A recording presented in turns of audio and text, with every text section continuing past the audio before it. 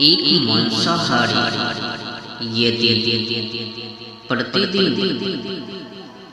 आधे से मांस खाता है तो इस हिसाब से वह अपनी जिंदगी में लगभग 100 बड़े पशु की हिंसा करवाकर उनका मांस अपने पेट में डालता है।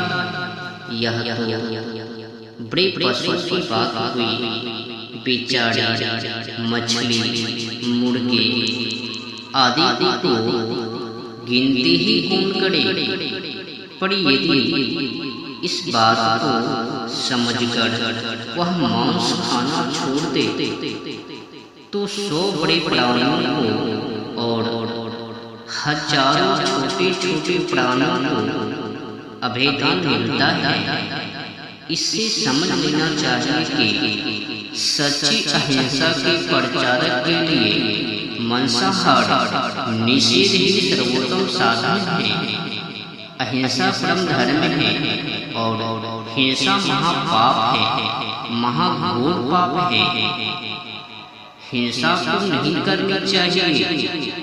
जानवरों को, पंछियों को काट कर नहीं खानी चाहिए। हिंसा करना, कराना और हिंसा का अनुमोदन करना, ये तीनों ही हिंसा है। इसीलिए तन मन वचन से हिंसा का त्याग करना चाहिए। हिंसा प्राधान कारण तो अहिंसा के महत्ता का अज्ञान है। एक बड़ा कारण है मांस भक्षण। मांस के लिए बहुत बड़ी प्राणी हिंसा होती है और मनुष्य महापापी बनकर मरने के बाद नरक में जाता है और फिर बूढ़ी योनियों में पैदा होकर भांति भांति के भीषण दुख भोगता है। हिंसा से प्राप्त हुए आहार से मन में क्रूरता आती है, हृदय कठोर बनता है और वर्ताव में हिंसा आ जाती है। खून और मांस के अपवित्र भोजन से कलुषित हुए आत्मा के मंदिर रूप शरीर में दिव्य लक्षण देवी गुण कैसे रहेंगे। पशुओं का मांस खाने वाले में मानवता मिटकर पशुता का संचार और प्रचार हो जाता है।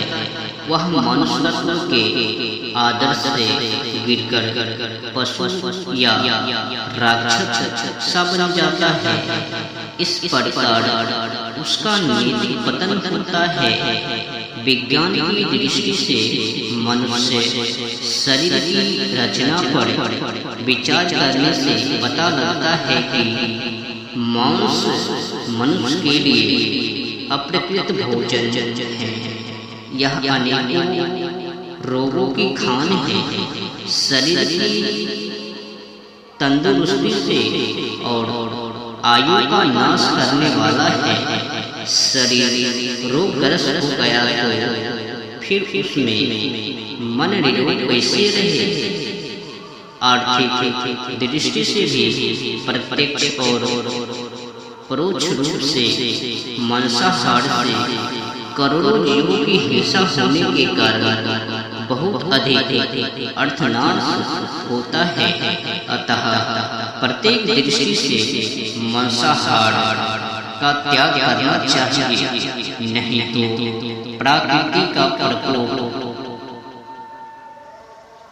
जल्द ही आपके सामने आने वाले हैं।